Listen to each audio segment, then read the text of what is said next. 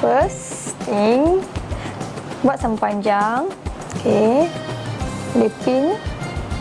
Ikut kesesuaian, nak bahagian bulat ke, nak tajam sikit ke. Hingga bawah dagu. Kemudian ambil bahagian kanan ni, bawa semua ke depan. Dan bahagian kiri pun bawa semua ke depan.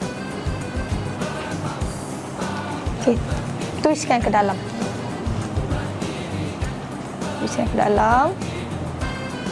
Pin dekat bahu kiri. So, nak nampak lagi kemas, buka sedikit.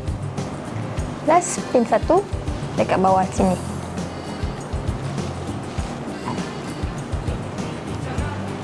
Okey, dah siap.